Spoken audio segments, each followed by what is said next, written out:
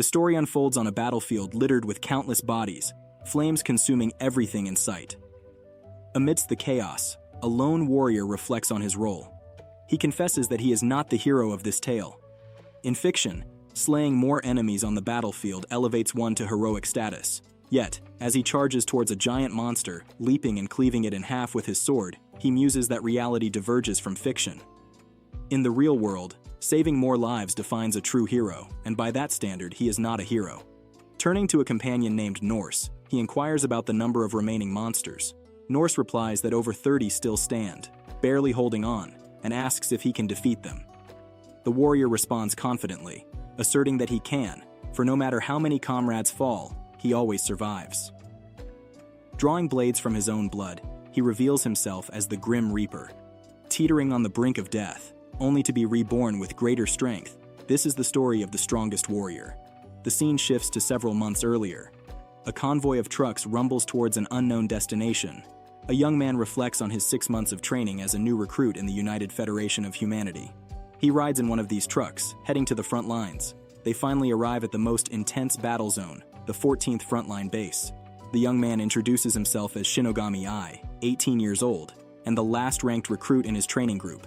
He is here for the sake of everyone in the immigrant district.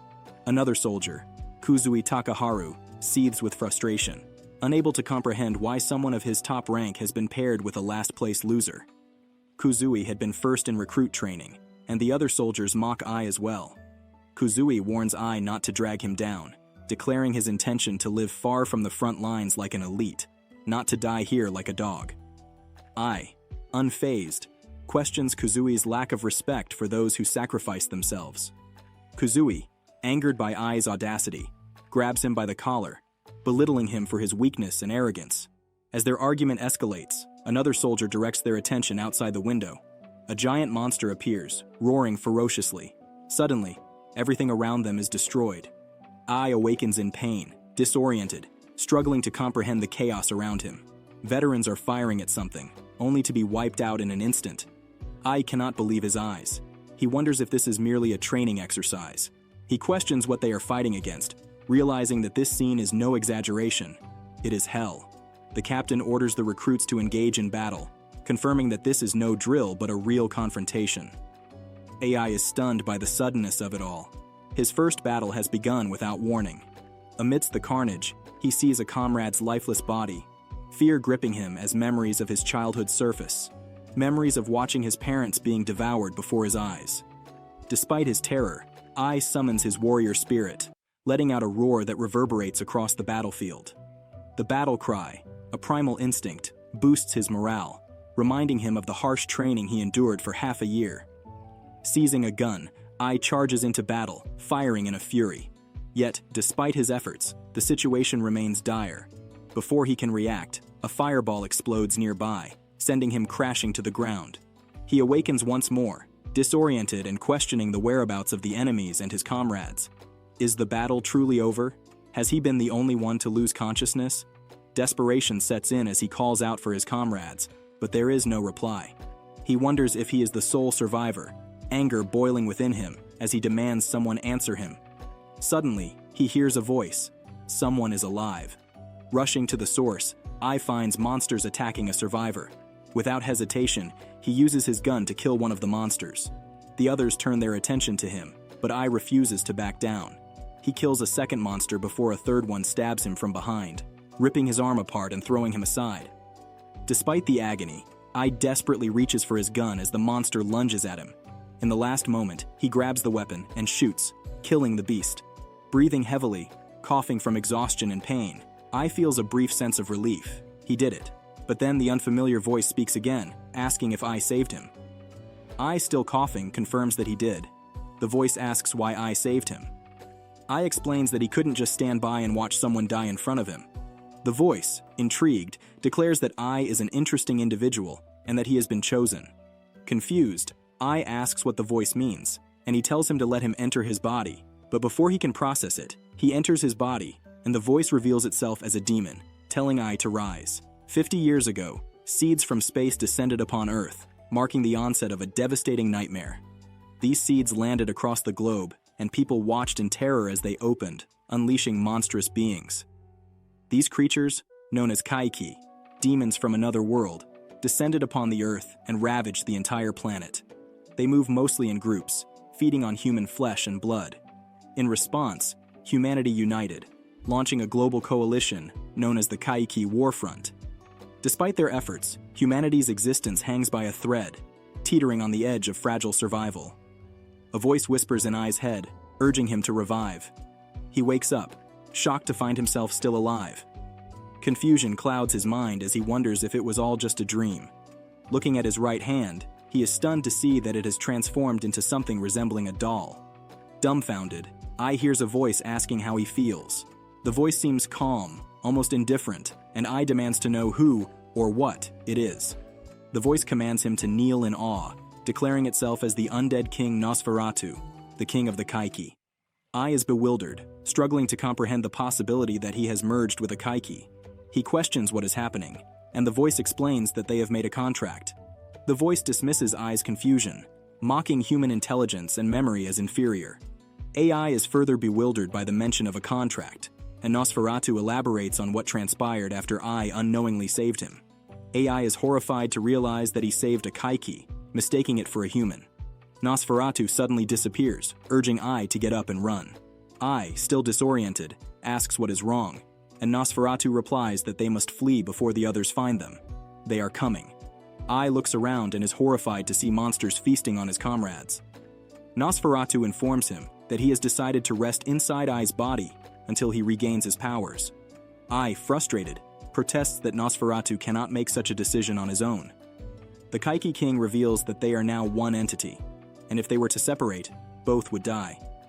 He asks Ai if he can feel him inside his body, and warns him of the consequences of forceful removal.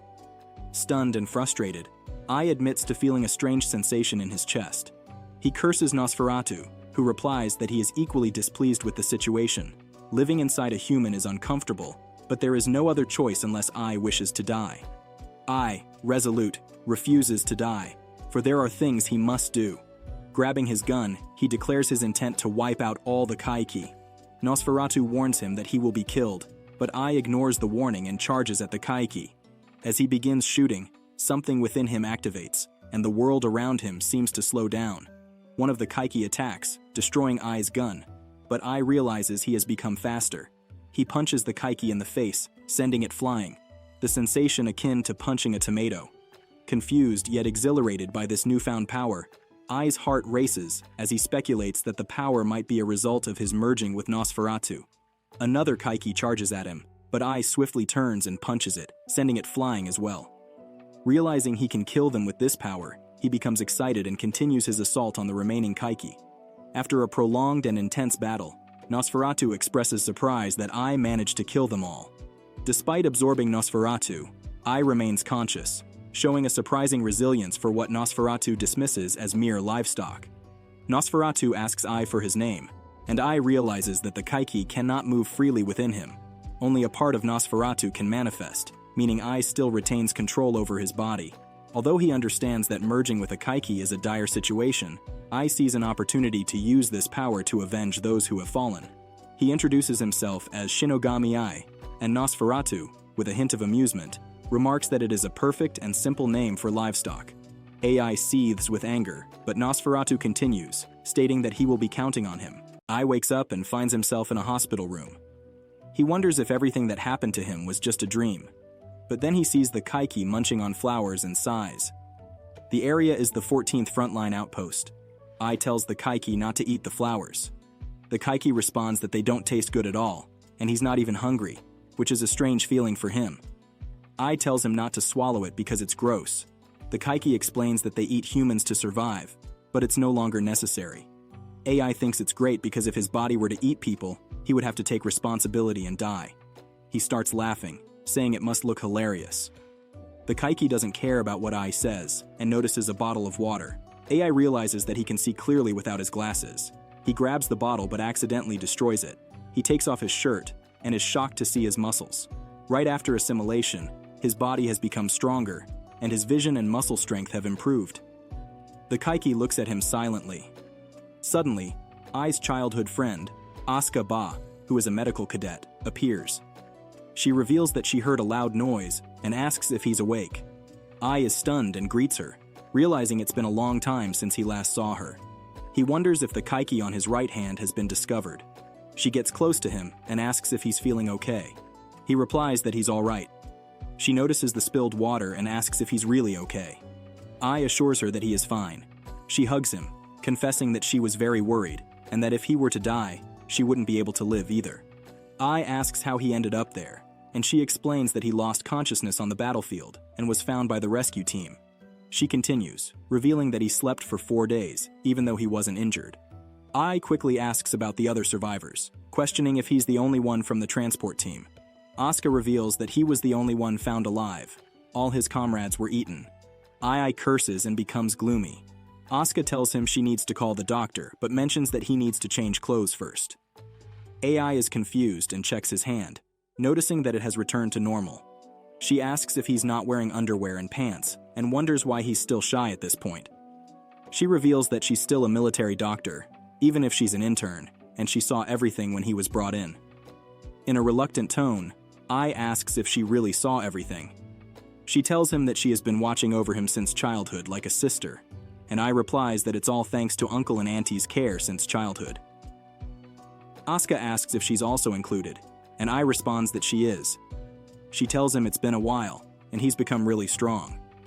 Ai asks if she's serious, and thinks to himself that no one must find out about his assimilation with the Kaiki. Asuka tells him that he's gained so much muscle and is already an excellent warrior. Ai becomes gloomy, thinking it's not like that, and that he couldn't save his comrades. Asuka grabs his hand and tells him that he still fought bravely, all alone on such a tragic battlefield, and he should be proud of it. Ai regains his morale and thanks her. Asuka reveals that psychological counseling is also part of a military doctor's job and encourages him to rely on her more from now on. She tells him she'll go get some clothes for him and leaves. The Kaiki appears again and comments that the girls seem to like Ai, asking if she's his girlfriend. Ai is surprised that this time the Kaiki appeared on his left hand and explains that it's not like that. They're just childhood friends. The Kaiki understands, and Ai asks if he wants to say something. The Kaiki reveals that there's no point in being discovered by pursuers, so he will rest inside Ai's body until he recovers his strength. Curious, Ai asks him what he'll do once he regains his strength. Nosferatu responds by stating that he will of course eat him and every other humans because humans are his food. He continues, stating that it's unpleasant inside a human body, but considering Ai's achievements, the Kaiki says that he'll forgives him. Ai is dumbfounded as the Kaiki tells him not to worry because he will savor every bite of him and has gratitude for all the ingredients, ensuring Ji won't even leave his bones. Ai realizes that this being is a Kaiki and not someone he can communicate with. He knows he needs to come up with something before the Kaiki's strength returns. At the frontline base, new survivors are found, and among them is Takeharu Kuzui, who was the top recruit in the training program. He finally made it to the base, but the entire force was wiped out in front of him. He managed to survive by hiding, witnessing the forces fighting as he desperately sought to escape because he didn't want to die. Even if he was the only one left, he was determined to flee. As he ran, a friend trapped under a truck called out for help. Kuzui looked at him but didn't help, choosing instead to save himself. He doesn't care about orders or comrades, only about his own survival. He bitterly admits that they are all just his meat shields, and tears fall from his eyes as he reflects on his actions. Inside the infirmary, Ai asks the Kaiki if he can assimilate with other animals. The Kaiki replies that he doesn't know because he's never tried. Ai then asks about assimilating with humans, and the Kaiki responds that it's his first time, but it was successful. In a worried tone, Ai asks if there's a chance that the assimilation could go wrong. The Kaiki starts laughing, and Ai tells him to stop because it's not the time to laugh. Just then, a soldier enters the ward with Kuzui, and Ai is surprised and happy to see him, thinking he was the only one left. Kuzui grabs Ai and asks why he's still alive, worried that if people find out he fled from the enemy, he'll be in serious trouble. Kuzui demands to know if Ai saw anything, leaving Ai confused. Kuzui clarifies, asking if Ai saw him and his comrades. Ai replies that he didn't, and Kuzui seems relieved. Ai, surprised, realizes that Kuzui actually cares about his comrades, something he hadn't expected. Kuzui then comments that Ai is alive and well, even if he's weak, but he still has good luck. Kuzui reveals that he's right, that Ai should have died there too. As Kuzui processes this, Asuka enters the room and asks if Kuzui is the surviving rookie. She inquires if he's hurt or feeling tired. Kuzui looks at her, stunned, while Ai tells her that Kuzui is from his unit, which she thinks is great. Kuzui, annoyed, grabs Asuka's butt, saying that he's the one injured here, so she shouldn't point her butt at him. Ai tells him to stop, and Kuzui, now angry, tells Ai not to get cocky and curses him. Ai grabs Kuzui's arm, and Kuzui is shocked by Ai's strength, something he never anticipated. Kuzui curses Ai again, demanding to be let go because he's injured. Ai firmly tells Kuzui that if he touches Asuka again, he won't let him go so easily. Asuka tries to defuse the situation, saying she's fine. Suddenly, Kaiki warns Ai that the enemy is coming and urges him to run. Ai, confused, asks whose voice it was. At that moment, there's a rumble, and the soldiers announce an enemy attack. They are surrounded. The group is bewildered that the enemy is already here when the wall in front of them breaks, and a monster bursts in. The creature locks its gaze on them, and Asuka is terrified. Ai tells her to step back. Kuzui notices that there's only one enemy, and that they are 3 people, but they are unarmed. Seizing the opportunity, he pushes Asuka forward as bait and runs away. Kuzui knows that if he uses her as a distraction, Ai will stay behind, giving him a clear path to escape. He's confident that he will survive, even if he's the only one left. Asuka's legs give out, and she cannot move as the monster approaches her. Ai feels the urge to help her, but Kaiki insists that he escape to the north side. Ai is stunned, but Kaiki warns him that he cannot reveal his power here. Ignoring the Kaiki's advice, Ai punches the monster, sending it flying across the room. He quickly turns to Asuka and asks if she's hurt, while Kaiki sighs, calling Ai an idiot for not listening. He sends the monster flying, realizing he has indeed become stronger. With this newfound power, he believes he can save everyone. Asuka, confused, is asked if she is okay, to which she replies that she is all right. When he asks if she can stand up, she admits that she cannot because she has twisted her ankle and apologizes. He reassures her that it's fine. He then lifts her onto his back, and Asuka smiles, recognizing how strong he has become. He begins searching for Kuzui, wondering if he has been knocked out, and calls his name. Kaiki, however, calls him an idiot for not noticing that he was being used as bait, and warns that now is not the time to worry about those who aren't present. Asuka, puzzled, asks whose voice she heard, as she had heard it earlier as well. He dismisses it, telling her it's nothing, and insists they leave because it's dangerous there. She agrees, and they both depart. He contemplates taking Asuka to a safe place before searching for weapons. Meanwhile, Kaiki muses to himself that he smelled the scent of that guy from the minions they killed earlier. They are here, and they have indeed followed them. The name of this threat is the Usurper of the Throne, the gluttonous demon Belusen. They both reach the gun storage room. As he enters, all the guards corner him, but he quickly identifies himself as one of them. The guards realize this, and tell the others to lower their weapons. He asks them to check on Asuka, and inquires about the situation outside. One of the guards explains that they have received orders to protect the non-combatants there, and then asks where he is from. AI reveals that he is a new recruit from the Yabunai Corps, 14th Infantry Battalion, 30th Squad, and he requests a weapon. As he goes to change, he reflects on how fortunate it is that some boundary-breaking armaments are still available. Kaiki warns him that staying there is a dead end, but Ai responds that he knows and insists that they must push the enemy back. Kaiki then asks Ai to listen to him, revealing that he knows the location of the enemy's boss. Ai, intrigued, asks if he is referring to their commander. Kaiki confirms and explains that if the leader is taken down, the minions will retreat as well. Suspicious, Ai questions how Kaiki knows this information and why he is sharing it. Kaiki reveals that the traitor who stole the throne from him is present, and it's the same scent. He must bury him with his own hands. Ai notices the anger in Kaiki's voice and reassures him that he believes him. Ai, too, seeks revenge and wants to protect the base, realizing that their goals align. Kaiki then questions whether Ai wishes to protect that female, and Ai, blushing, insists that she is not just some female. Their conversation concludes, and the guard, noticing Ai's resolve, asks if he is all right and suggests he rest while the guard watches the entrance. Ai, however, refuses and declares that he will go out to face the enemy. The guards try to dissuade him, warning that it's a suicide mission. With a serious tone, Ai orders them to protect the weapons and the non-combatants. Shocked, the guards apologize for sending a new recruit like him and ask where he comes from and how he possesses such courage. Asuka then calls out to him, pleading for him not to go outside. Ai explains that staying there is useless. He wants to contribute his fighting power. She asks if he is leaving her again, just as he did when he joined the army. He recalls the moment when she questioned him about joining the army, suggesting that it would be better if he lived quietly with her family. He apologized, explaining that he had to go. Others were fighting for this place, and even if he could help just a little, he still wanted to do it. She eventually agreed and made him promise something. Back in the present, Ai apologizes, but insists that he must go. Asuka reflects that although his physical appearance has changed, his stubbornness remains the same as when he was young.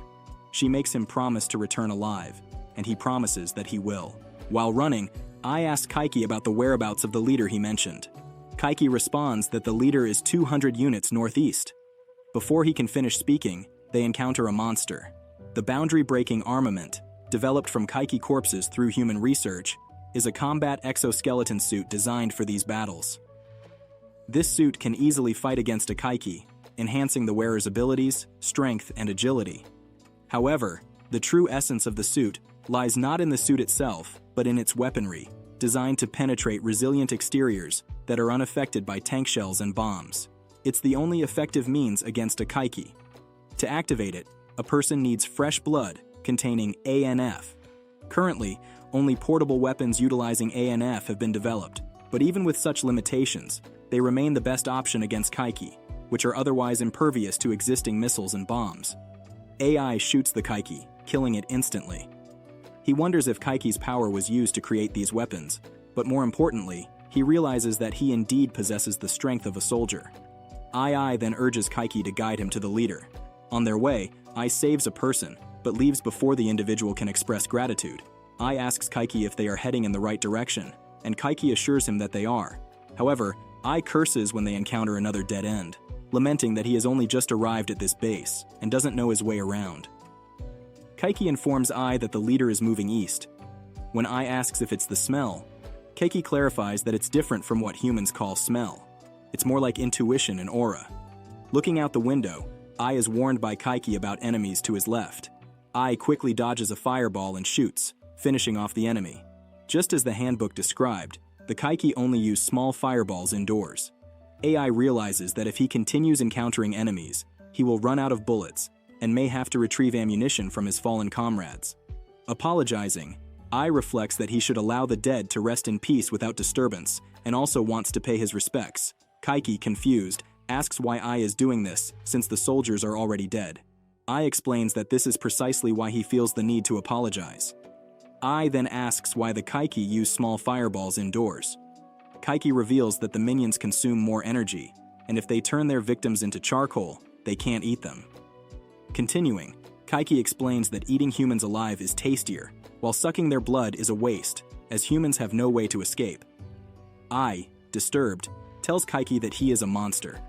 Kaiki responds by pointing out that when it comes to food, humans are exactly the same. Meanwhile, a group of guards is fighting against a horde of monsters, and they are nearly out of bullets.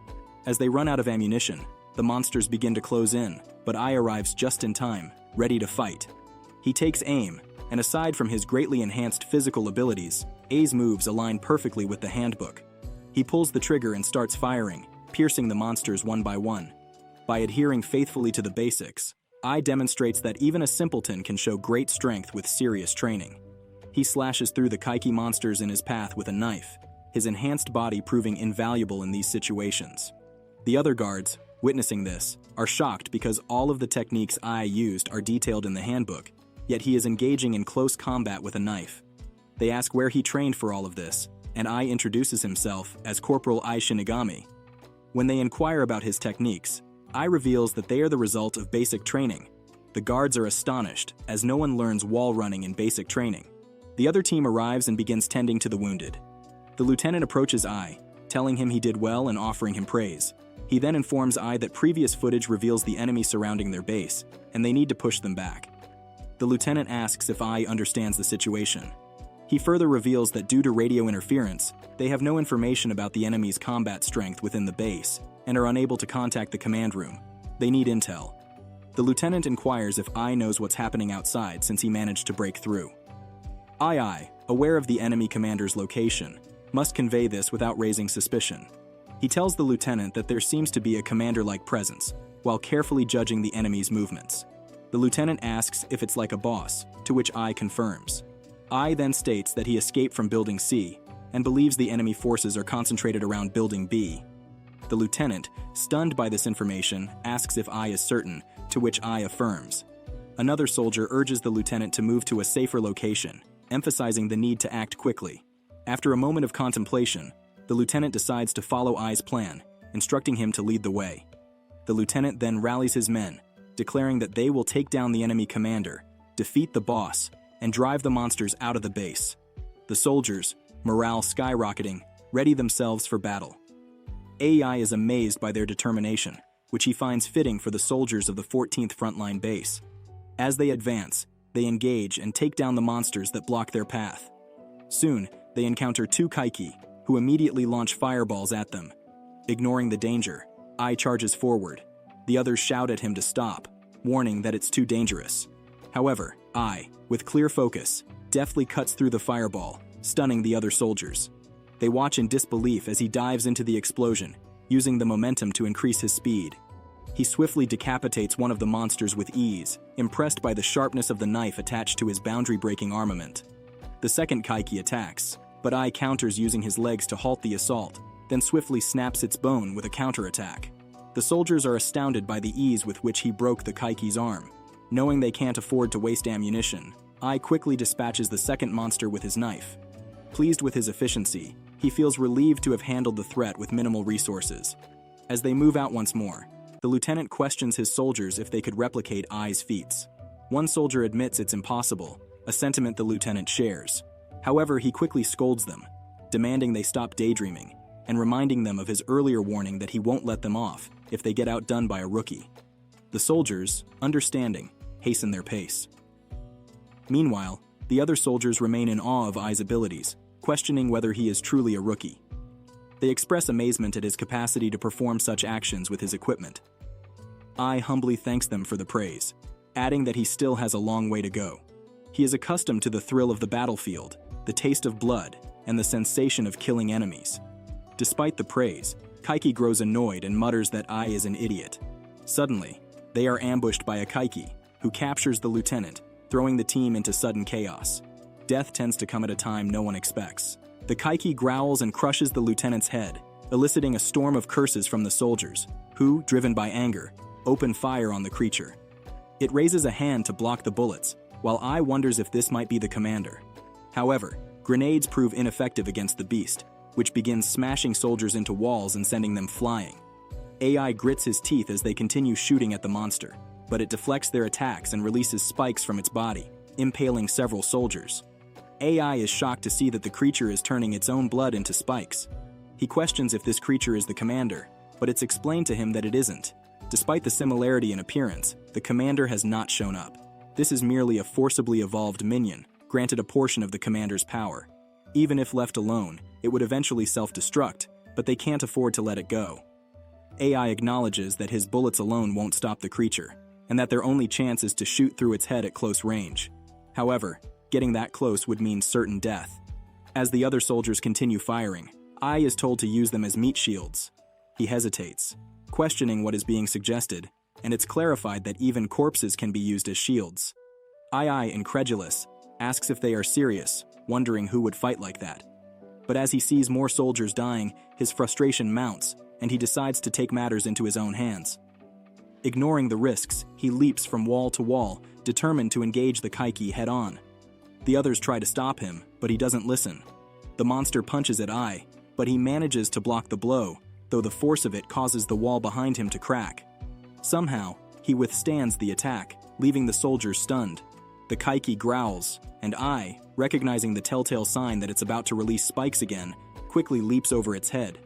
Ai has figured out that the creature becomes rigid when it releases spikes, and he seizes the opportunity to stab it in the head. The soldiers begin to celebrate, but it's premature. The creature releases spikes again, and this time Ai is impaled. Both Ai and the monster are in pain, but Ai refuses to give up. With all his remaining strength, he thrusts the knife deeper and slices through the creature's head before collapsing. The monster also falls to the ground, dead. Kaiki chastises Ai, asking why he charged in alone. Ai reveals that if they had continued as they were, they would have been wiped out, but by attacking, he ensured that the others would survive. Kaiki sighs, calling him an idiot, but praises him for killing one of his enemy's family members. Ai breathes heavily, realizing that although he defeated the monster, this is his limit. This is as far as they can go. He prays that everyone in Yobanai stays safe and apologizes for not being able to keep his promise. Suddenly, the monster's corpse begins to self-destruct, and everything turns white. The next day, Asuka is by Ai's side.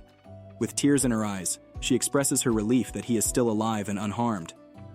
Ai questions if he is truly alive, and Kaiki informs him that he has reached Phase 2 and has become stronger than before. As Ai lies on the hospital bed, Asuka is gently holding one of his hands while checking the thermometer with the other. She is deeply shocked to discover that he has such a dangerously high temperature, despite having no visible injuries. Concerned, she advises him to rest for a while, but he stubbornly sits up, insisting that it's just a minor wound, and she shouldn't make such a fuss over it. Asuka tries to stop him, but he sighs with deep sadness, his mind haunted by the memory of the lieutenant being brutally killed right before his eyes, crushed mercilessly in the enemy's palm. As the sole survivor of that tragic encounter, Ai feels a heavy burden to carry on for the lieutenant and his fallen subordinates. However, before he can fully rise, he suddenly collapses back onto the bed, which causes Asuka to panic a little. He weakly raises his arm as Asuka urges him to rest, reassuring him that she will adjust the IV to help him sleep better. She looks at him with genuine concern while carefully adjusting the drip, then quietly exits the tent, leaving him to rest. As Ai lies there, clenching his teeth, he begins to sense a malevolent aura surrounding him. The fall of the Kaiki commander had caused many Kaiki soldiers to recklessly charge into the group, and with their morale shattered, they began scattering in all directions from the frontline base, leaving a path of destruction in their wake. After many sacrifices and relentless efforts by Ai, they finally managed to repel the Kaiki, but the base is left in a state of unavoidable destruction. In the medical camp, Ai is tormented by the question of why he is still alive. Just then, Kaiki suddenly appears, smiling, and asks why Ai is staring at him like that. Kaiki then reveals that Ai has inherited his powers, the powers of the Kaiki King, the Undying Phantom. This revelation leaves Ai in shock, and he questions what Kaiki means by this. Kaiki explains that it simply means Ai will never die, which deeply shocks him. Kaiki further elaborates, saying it's not just about immortality, but about reviving even after death. This explanation causes Ai to sit up, but Kaiki continues, telling Ai that something strange seems to have happened. Upon reviving, Kaiki's blood had thickened, and his blood vessels were expanding. Kaiki then asks Ai if he has noticed any improvement in his physical abilities, particularly how he no longer needs a vision correction device, which deeply unsettles Ai. He then questions whether this means he will get stronger each time he dies. Kaiki chuckles, commenting that even though Ai was just like livestock, he has gained a superior physique, and wonders if this power doesn't fill him with pride. This causes Ai's blood to boil with anger. He clenches his teeth, furious at the thought that he had been too full of himself, believing he had become stronger when in reality he had just turned into a Kaiki. In frustration, Ai bangs his head, then looks at his hand and clenches his fist. Thinking that it doesn't matter how many times he dies, he is determined to defeat the Kaiki and protect everyone from their harm.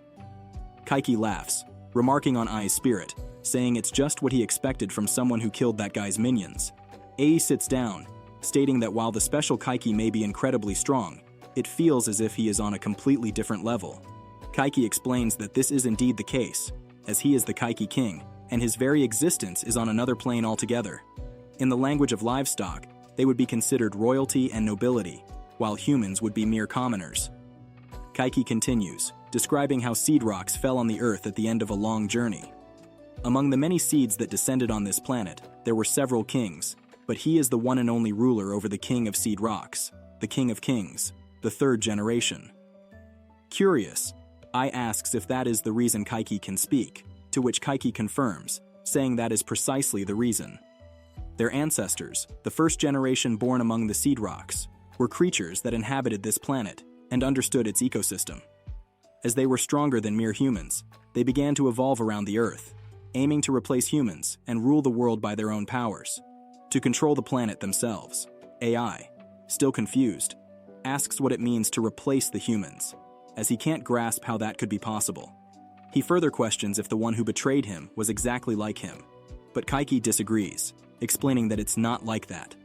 The betrayer was just an ordinary commoner who started as a regular soldier, but later achieved extraordinary evolution, becoming stronger.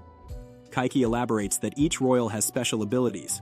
For example, he possesses the power of immortality, meaning he can never die.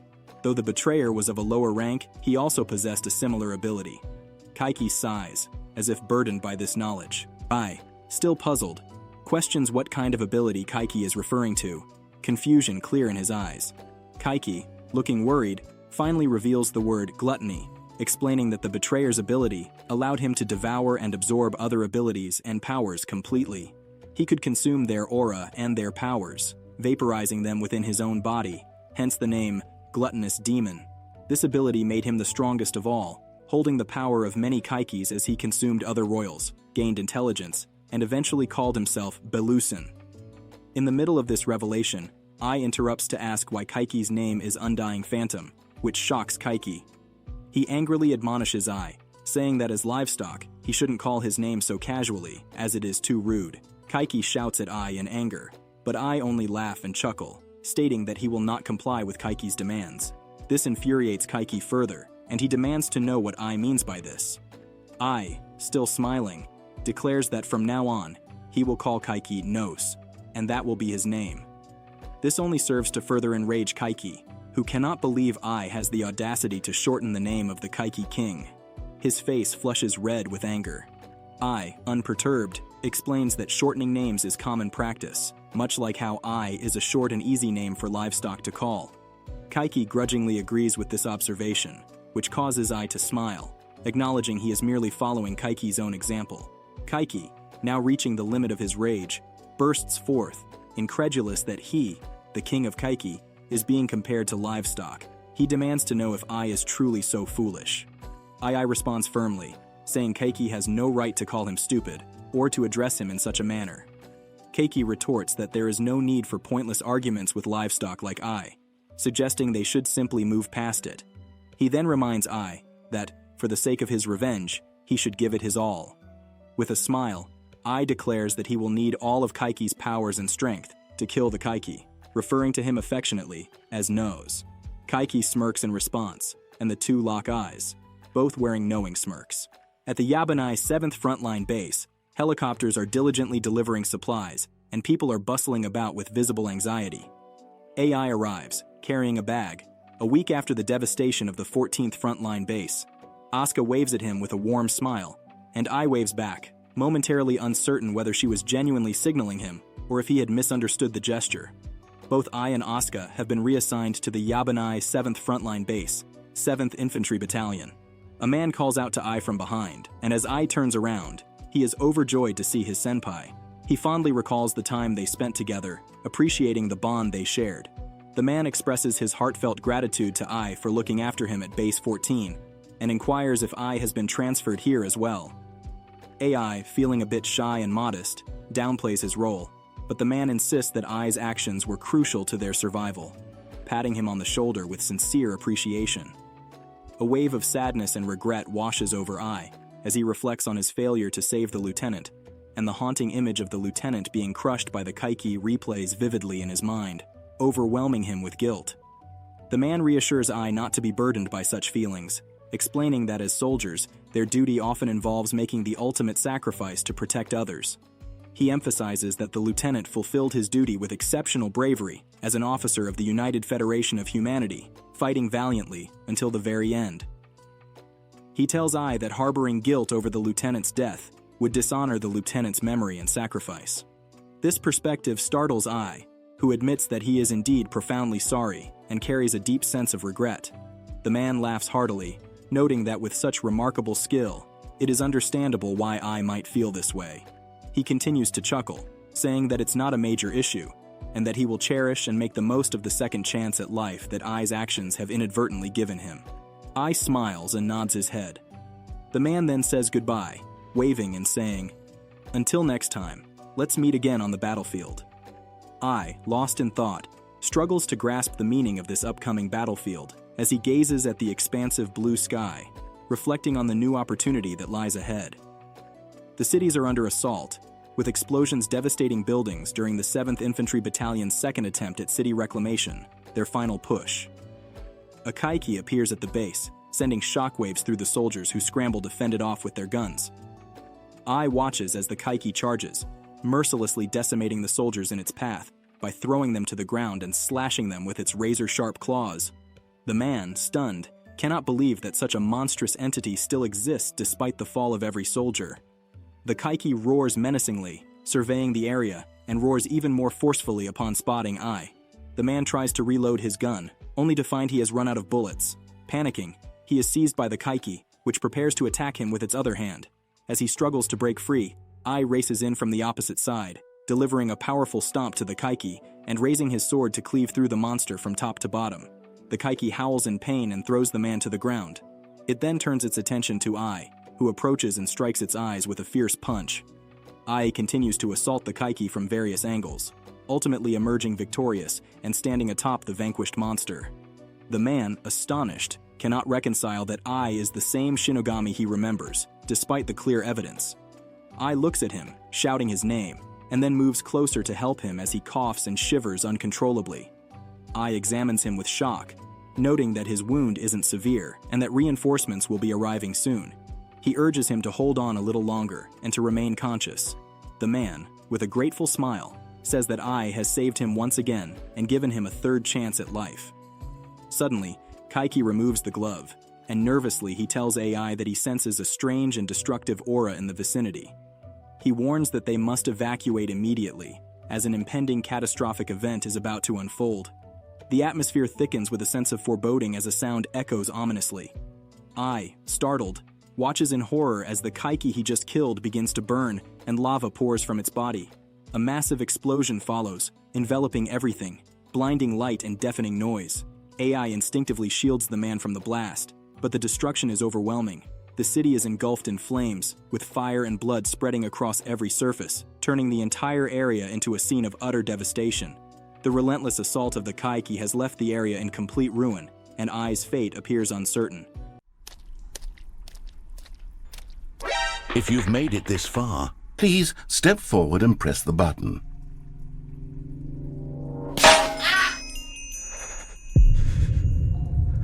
Now, open your eyes, step forward, and push the button. Yes! You see? What a thrill! What a rush! That was you! Now, I want you to do something else for me. Please press the subscribe button. Come on, give it a try. Can you feel it? The glow of comfort, even in the face of crushing despair, must already be sweeping through your body. And in fact, can I say that I do believe commenting "Let him cook" will lend you an air of charisma as well? The next morning, as dawn breaks, a soldier urgently shouts at Ai, who lies half-naked and unconscious on the ground. Awakened by the soldier's loud voice, Ai sits up, disoriented and confused, and desperately inquires about the others, seeking any information about their condition. The soldier, gritting his teeth and filled with a mix of disbelief and sorrow, reveals that Ai is the sole survivor of the catastrophic destruction. The world before Ai turns black with shock as he struggles to process the magnitude of the loss. Overwhelmed with deep regret and self-blame, he bangs his head against the ground in frustration, cursing himself for once again being the only survivor. Tears flow freely as he sobs and beats himself up, vowing that he will make a difference next time, though he can barely complete his sentence, grappling with the harsh reality of his situation. After regaining some composure, Ai stumbles to the next base, still half-naked and visibly shaken. The soldiers there look at him with a mix of disbelief and concern as he approaches, declaring that he needs to report the incident. They are shocked to learn that he is the only survivor from the 14th Frontline Base. Their astonishment turns to anger and frustration as they refer to him as the Grim Reaper. Ai, hearing this, lowers his head, accepting the grim title with a sense of resignation and determination. He resolves that if he can defeat even one more Kaiki, he will do so with unwavering resolve, embracing his role as the Grim Reaper and vowing to confront his fate head-on, no matter the cost. The city is being destroyed by fire. All of the people are dead, no one survived. He is standing in the middle of all those dead bodies. He tried to kill the Kaiki monsters when they were tearing the people apart, but they killed him. He stabbed them with a blade when they swallowed a human's hand. He is the only one who survived, revived, but he is the only one left, unable to protect everyone. He jumps at the monsters and cuts their necks apart. Now, Corporal Shinogami Ai is transferred to the 7th base for 10 days. Shinogami Ai's unit suffered total annihilation. Over 5 units and more than 30 members gone. As Ai arrives at the 7th base, everyone looks at him with anger, calling him the Grim Reaper, sensing his strong presence. Meanwhile, there are only a few survivors from the assault at the 14th frontline base. Kuzui, who was also assigned to the 7th frontline base like Ai, is being interrogated on suspicion of desertion in front of the enemy. A woman with long golden hair sits in front of him, asking if he has any objections to the charges against him, or if they're correct. She is Asakawa Melissa, a 30-year-old major and 7th base officer. The guy bangs the desk in anger, grinding his teeth, stating that they're all fabricated, that he isn't involved in anything like that. The girl looks at him, stating that they have a witness who mentioned that he ran away without helping his comrades. He shouts at her, stating that it's a lie. She further adds weight to her words, mentioning that, to confuse the enemy during the escape, he even used a military doctor candidate as a human shield. She asks if that is true. The guy freaks out, trying to say that it's not true, that he didn't do something like that. He wanted to take his comrades with him, but they didn't even have weapons at that time, as it wasn't an evacuation. So he went to get the boundary-breaking armament. He tries to lie with all his might, using his hands to prove himself innocent. The girl agrees, saying that this could be true, as indeed he entered an armory. The guy smirks, stating that's right, as there were many non-combatants who couldn't escape, so he stayed there to guard them. The girl looks at him with bloody eyes, stating that, besides him, everyone else died, which freaks him out. The woman smiles, stating that she will spare him the harsh words, so he should just tell her the truth. The armory was also attacked by Kaiki, and he used the non-combatants as bait to escape, didn't he? She questions. The scene of his comrades dying by the Kaiki monsters comes to his mind. The girl further mentions, by the way, Corporal Kuzui, you were also attacked during transport, and you did the same thing then too. You ran away again, leaving all your comrades behind. He remembers their faces but brushes the feeling away, not accepting the truth. The girl has reached her limit, so she shouts at him with all her might, asking him to tell her the truth, or else she will feed him to the Kaiki. She stands up from her chair. The boy freaks out and falls to the ground. She then changes her attitude, sitting back in the chair, stating that others might say such things to him, but she will not. She tells him to calm down, which gives him a little bit of hope and shocks him due to the sudden change in her behavior. She smirks, stating that it's all because of the confused soldiers' testimonies, and there is no physical evidence. All the cameras and gadgets were damaged, so they can't charge him with this. The boy looks relieved, thinking she scared the hell out of him.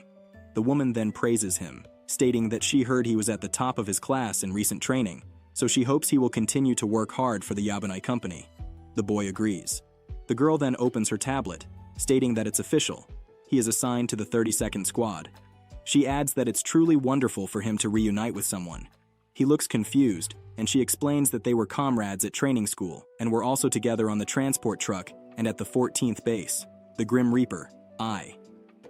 The girl approaches the man standing behind her, asking if it's okay to call him Major General Sakurai. He, a man wearing a white suit, is the Major General and head of the Equipment Development Department. He thanks her, stating that both Ai and Kuzui look suspicious to him. She is also shocked that they are the only survivors, wondering if Kuzui is a deserter. The Major smiles, stating that if it's Kuzui, that might be the case, but that's not the point. The only one he is interested in is the Grim Reaper, and no one else. As Kuzui walks down the corridor, he is shocked, wondering why Ai survived and why he always survives like that. His mind then sticks on the conclusion that Ai might have reported him for desertion. As he is walking in shock, he bumps into Ai. He falls down, looking at Ai in shock. Ai says that it hurts, so he should be careful. Ai looks at him and walks a step ahead. Kuzui is shocked when he realizes Ai was Shinogami. Shinogami asks him why he is still alive. Kuzui grabs Ai's collar, asking what he means by that, as he is still alive, shouting at him, "Do you know what I'm going through because of you?" He calls Ai a Grim Reaper. Ai looks at him with an attitude, stating that no matter how he survived, he will die this time. No matter what, he will die just like the others. Kuzui is scared, thinking that the aura around Ai is strange, that it's completely different from before, thinking that Ai is still the weak person who will die, but it doesn't look like that. On the other side, Ai thinks that he hopes Kuzui survives at last. Kuzui tries to back away from Ai when Asuka makes an entry, asking Ai what he is doing. In the 7th Frontline Base Armory, mechanics were busy repairing the machinery in the boundary-breaking armament preparation room. A girl with purple hair, Hanamori, the 2nd Lieutenant and Armament Chief, commented that the blades break easily, making them difficult to handle. Ai approached her, asking if there were any gadgets that could replace the bayonet. She suggested a rifle, to which Ai laughed, remarking that they always run out of bullets, making it the same situation every time. Her sharp response, questioning whether solving that problem wasn't the job of the infantry, shocked Ai, prompting him to apologize. He thought to himself how such a small person could be so terrifying. Hanamori then sighed, stating that it's uncommon to see blade wielders in fights against Kaiki. This confused the already intimidated Ai, but she went on to say that he took down thousands of them with just a small knife, making him a total monster, a compliment she insisted he should appreciate. Ai smiled and thanked her, and she smiled back, saying she had something good for him. Hanamori hopped down from her chair and started searching for something in the room. Finally, she found it and brought it to Ai, revealing that it was a prototype specifically for him. Ai was shocked to see it, remarking that it was a spiked club. He clicked the button, noting that while it might not look like much, it was as good as a blade, and was a boundary-breaking armament made by ANF. As he tried it out by swinging it, she mentioned that if he could master the muscle enhancement of the suit, he could kill Kaiki with just his arm strength, asking if that wasn't better than a blade. This caused Ai to recall the scene where he killed the Kaiki with the blades, and he told her that it was indeed amazing. Hanamori chuckled, stating that she knew it was, as it was her special creation. Ai then mentioned that there were words engraved on the pattern of the weapon, and asked Hanamori what they meant. She smiled, noting that the previous owner had asked the same question. Ai, puzzled, pressed further, asking her who she was referring to. She replied that he should have heard the name before, Kudan Ryusei, the strongest human soldier ever known. As Ai stepped out of the base, his thoughts turned to Phase 2, recalling Nose's words about his supposed growth in strength. He sighed deeply, questioning whether it was truly possible, if he really did grow stronger every time he died and was resurrected. His muscle strength, explosiveness, and vision had all noticeably increased, and he had been attributing it to the suit's performance. However, the most profound change was in his aura. Nose had mentioned the concept of aura at Base 14, and now, for the first time, Ai could sense the Kaiki's aura. Yet, despite this newfound ability, the memory of his fallen comrades weighed heavily on him, leaving him feeling utterly defeated. Just then, Major Sakurai approached Ai, asking if they could speak for a while. The Major asked if he was indeed the infamous Shinigami, and Ai saluted, confirming that he was. Ai couldn't help but wonder why the Major General was at the front line, and why he was addressing him specifically. The Major reassured Ai, telling him to relax and that there was no need for formalities or nervousness. Introducing himself as Sakurai, the Major asked if Ai would mind having a brief conversation. Ai quickly agreed, though his mind raced with questions. Sakurai then revealed that he had heard all about Ai, how every unit Ai was part of ended up being completely wiped out, a statement that made Ai visibly uneasy. Sakurai continued, however, by acknowledging that despite the heavy casualties, the missions were always completed successfully.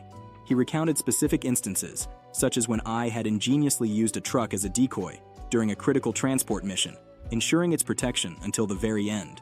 It was also Ai's unit that had played a pivotal role in eliminating the enemy during the operation to reclaim Area A.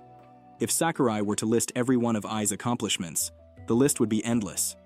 He added that although people had taken to calling Ai the God of Death, he shouldn't let such a grim title weigh on him. After all, the successful completion of these missions proved that the sacrifices made were not in vain. This revelation left Ai deeply shaken. As Ai stood there processing the Major's words, Sakurai expressed his anticipation for Ai's continued outstanding performance, addressing him as Sergeant Shinigami.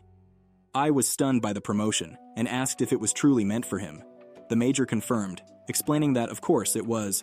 Ai's achievements included an unprecedented 100-mission completion rate and exceptional performance in the 14th Base Assault.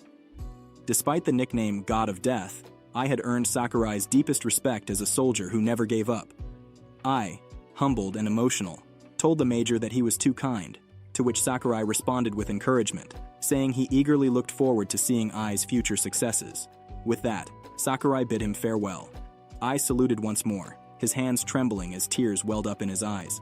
As the major walked away, he couldn't help but smirk, musing that Ai and Kuzui, both survivors of countless battles with a flawless mission completion record, would now be working together.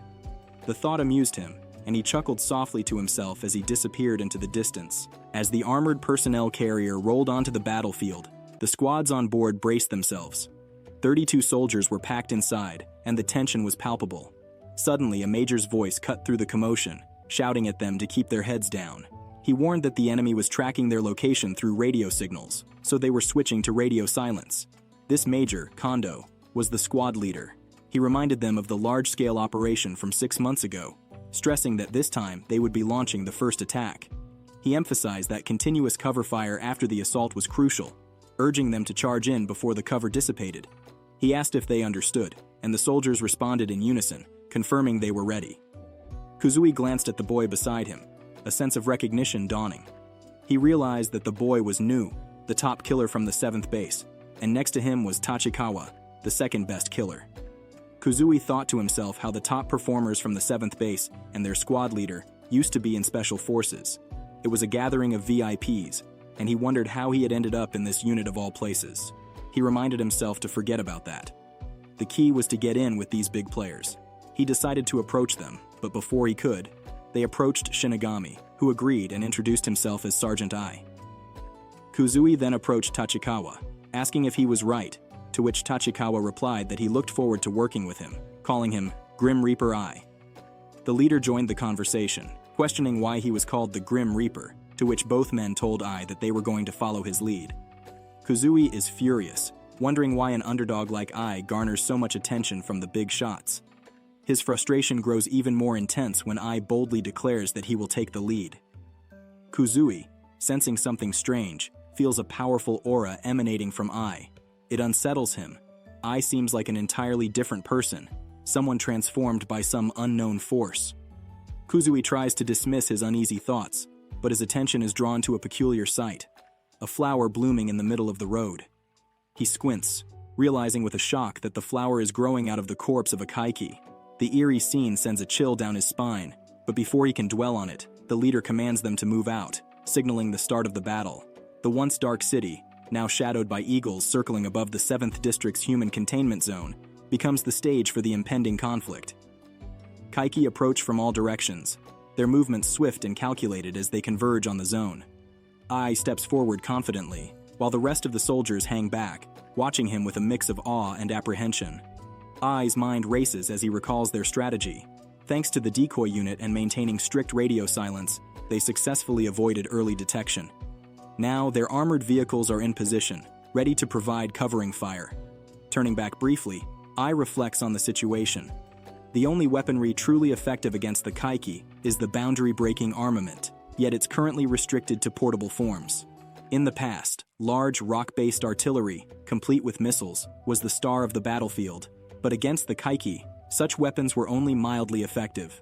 Drawing from past experiences, Ai knows that the fireballs released by the Kaiki explode on contact with any substantial object. The purpose of the bullet train, loaded with small stones the size of a city block, is to scatter these stones in the air to intercept and neutralize the Kaiki fireballs. With the soldiers now adequately covered, they exchange determined glances, signaling the order to charge. As they sprint towards the massive Kaiki army, Ai's thoughts focus sharply on the enemy's movements. He notes how the Kaiki's tactics have evolved. Just as the instructions had predicted, they are switching to close combat. Without hesitation, Ai surges forward, his speed unmatched by the others. He's a blur as he dashes ahead, charging directly at the Kaiki. The soldiers behind him watch in astonishment as Ai, displaying incredible agility, leaps high into the air.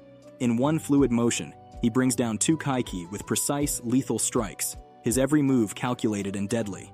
The battlefield becomes a stage for Ai's unyielding determination, as he single-handedly engages the enemy, each strike more powerful and decisive than the last. The rest of the soldiers, inspired by Ai's fearless assault, follow his lead, charging into the fray with renewed vigor. They engage the Kaiki in fierce combat, their weapons clashing against the creatures with a ferocity that shakes the very ground. Ai, at the forefront, cuts through the enemy ranks like a force of nature, his presence on the battlefield undeniable. The battle rages on, but with Ai leading the charge, hope begins to flicker in the hearts of the soldiers. even in the face of overwhelming odds. As Ai stands in the midst of the chaos, he realizes that the fireball attacks from the Kaiki have effectively sealed them off. Knowing that time is running out, he understands they must reduce the Kaiki's numbers before their protective cover dissipates. Suddenly, Ai hears strange, unsettling sounds. Though disturbed, he quickly decides there's no time to dwell on the noise. He calls out to the squad leader, who immediately orders all squads to form a shooting formation and charge forward to take down the monsters. The soldiers begin firing, but the Kaiki break through, tearing apart the bodies of the soldiers. A gruesome game of bloodshed ensues. Amidst the carnage, the leader commands the soldiers to follow Ai and keep charging. Ai moves forward, resolute, vowing that this time he will save everyone in the containment zone, no matter the cost. The 7th District has succumbed to Kaiki domination, plunging it into a realm of darkness where countless humans are still trapped, imprisoned, and reduced to living like livestock, awaiting their fate as the next meal for the Kaiki. The goal of this operation is clear: eliminate the enemy forces in the containment zone and rescue the people. The battles fought along the way have finally carved a path towards this goal, and everyone knows that much of their success is due to the Grim Reaper, the Shinigami, Ai's unparalleled achievements on the battlefield. Ai glances up at the sky, noticing the colored smoke, a signal to block the fireball attacks. They have only 5 minutes left before their cover is blown. He shouts to his comrades, urging them to take down as many Kaiki as possible in the remaining time, stressing that every step counts. Ai recalls Kaiki's words, pondering the conditions for resurrection. While the Kaiki may be undead, there are limits to their revival. 3 conditions must be met. First, a set period of time must pass. Second, they must avoid contact with seawater. But what was the third condition? Ai swiftly remembers. It's crucial to protect their hearts from being consumed by other Kaiki. If their hearts are devoured, resurrection becomes impossible, and their abilities are completely lost. With this in mind, Ai realizes that if he dies here, the Kaiki will surely devour him, and he will never return to life. He clenches his fists, determined that there's no reason to hold back now. With a powerful strike, he brings one of the Kaiki down, but soon finds himself surrounded by more of them.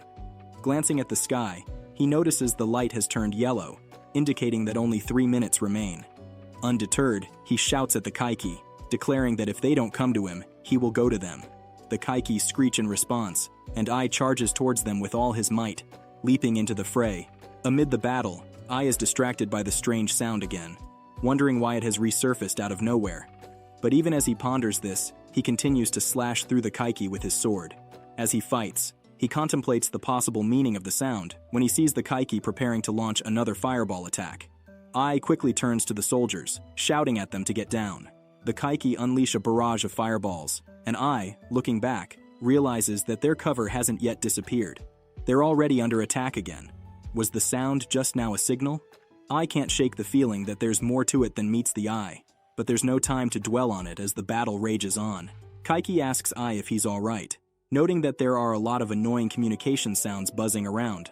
Ai, coughing badly, assures him that he's fine, but questions if the noise they heard was actually their communication signal. He then requests Kaiki to inform him earlier next time. Kaiki sighs and calls him an idiot, stating that without a gluttonous demon on the battlefield, he won't be of much help. Kaiki then points out that the opponent's fireball has been unleashed, asking Ai what his plan is now. Without hesitation, Ai charges toward the enemy, shouting that they must wipe them out completely. As the others fought fiercely on the front line, Kuzui retreated to the back, seeking shelter. From his concealed position, he observed his team, knowing that once the cover fire ceased, the enemy's fireballs would descend rapidly. He ducked as a massive explosion shook the ground, and after the smoke cleared, he peeked out, contemplating the shifting momentum of the battle. Kuzui sighed, questioning why he had to endure such hardship on the front line. Even if they went all out, he mused, no amount of lives would be sufficient to change the outcome. Resolving to stay hidden and watch, Kuzui waited to see how the situation would unfold. Turning to his side, he saw 2 men standing nearby. He asked if they were taking a break as well. They responded that accomplishing anything was impossible in these conditions, lamenting the futility of being assault infantry, despite still being required to charge into battle. One man, wearing yellow glasses, suggested that they should simply rush in with armored vehicles since the higher-ups didn't understand anything. They should just continue providing cover fire, he argued. Kuzui looked at them, thinking they were misguided.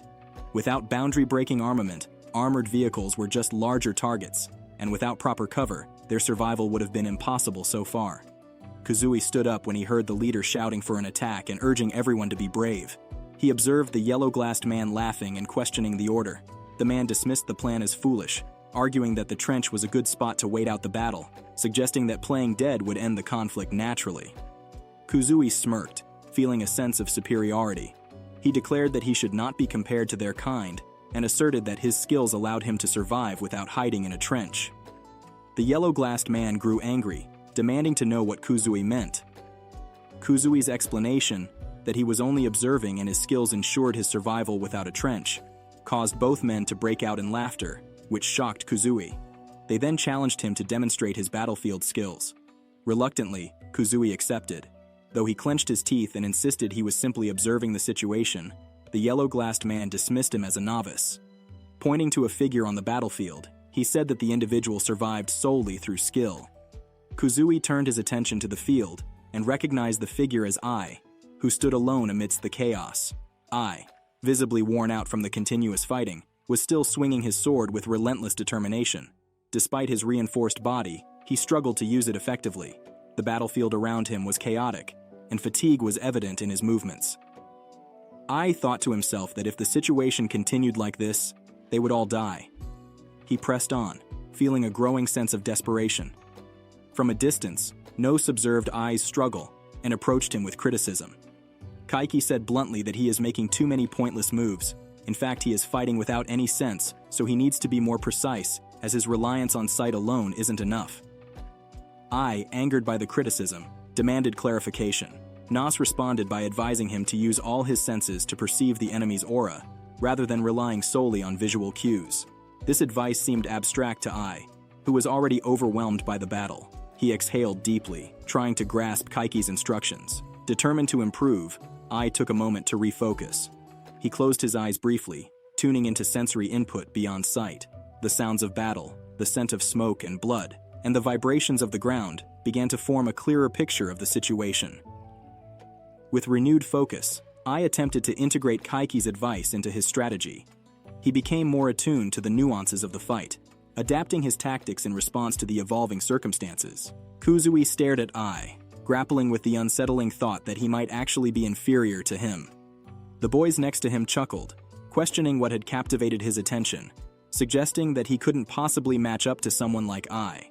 One of them nonchalantly proposed that they should let the Grim Reaper Ai handle things, dismissing their own contributions as insignificant. Kuzui's frustration boiled over. Clenching his teeth, he shouted, his anger fueled by the realization that he felt even worse than Ai. The situation seemed like a cruel joke to him, an impossible challenge that he refused to accept. His outburst left the others looking at him with shock. In a fit of defiance, Kuzui pointed his gun at the others, causing one of them to shout in alarm, questioning what he was doing, as if this were a game. Kuzui's reply was harsh. He labeled them idiots, asserting that their hiding place was a dead end. One of the men, bewildered, asked him what he was talking about. As another approached Kuzui, visibly shaken, they saw that their surroundings were covered by Kaiki's power. Panic set in as they realized the gravity of the situation, but before they could react further, Kaiki struck. He crushed and tore their bodies apart with brutal efficiency. Kuzui, desperate, tried to shoot Kaiki with his gun, but the weapon failed him. Declaring that he refused to die in this hellhole, Kuzui resolved to achieve greatness and surpass his peers. He fixed his gaze on the battlefield, contemplating how to make effective use of the situation, despite the dire circumstances. He addressed Shinigami, implying that he intended to leverage his skills to their fullest potential. Nu called out to Tachikawa, urging him to catch up and reach Ai, who had been pushed to his limits. Tachikawa, recognizing the urgency, was instructed to hurry. The leader too shouted for the troops to speed up and shield Ai, stressing that Ai was crucial to their victory. As the other soldiers took in the leader's command, they looked on in shock. Some soldiers ran forward, driven by the imperative to support Ai, while others hesitated, remaining in place, unsure of how to proceed. Ai struggled to manage the dire situation, which was deteriorating worse than he had anticipated. Kaiki, observing Ai's futile efforts, deemed him an idiot for focusing solely on attacking recklessly.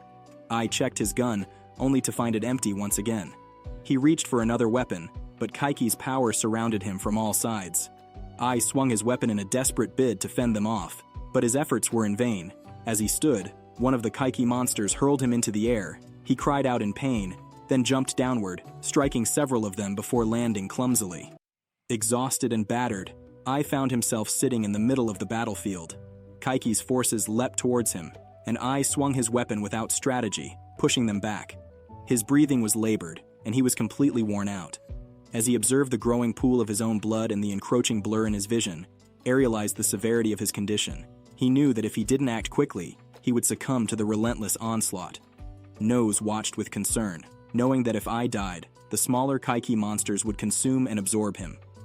Desperation set in as the Kaiki continued their relentless assault with fireballs.